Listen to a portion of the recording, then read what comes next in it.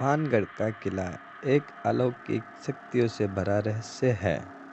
दोस्तों, ऐसा माना जाता है कि इस किले में कई भूतिया घटनाएं घटी है।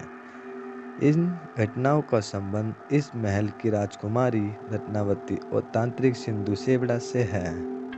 1573 में अमेर के राजा भगवत दास ने भानगढ़ किले का निर्माण करवाया था। किले बसावट के 300 सालों बाद तक आबाद रहा। 16वीं सदी में राजा सवाई मान सिंह के छोटे भाई राजा माधव सिंह ने भानगढ़ किले को अपना निवास बना लिया।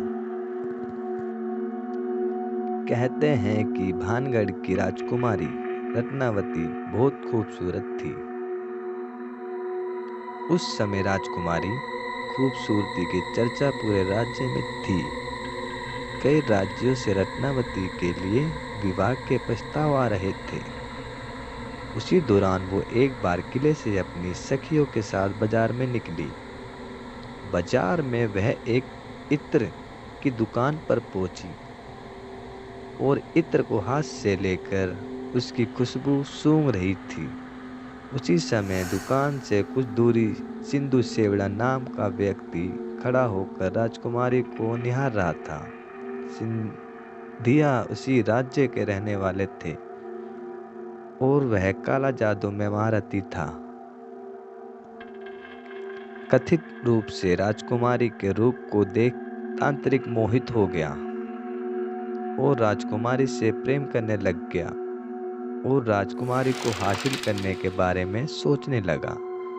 लेकिन रत्नावती ने उसे पलट कर नहीं देखा।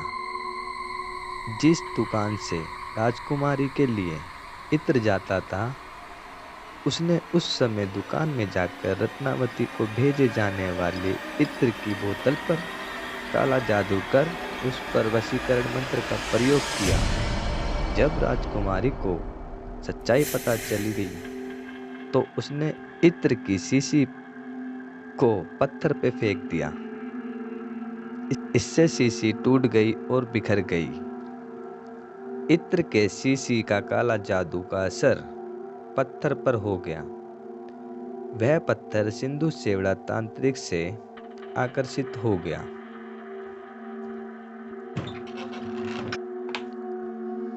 दोस्तों, जिस कारण वह पत्थर सिंधु सेवड़ा तांत्रिक के पीछे पड़ गया, उसे कुचल डाला।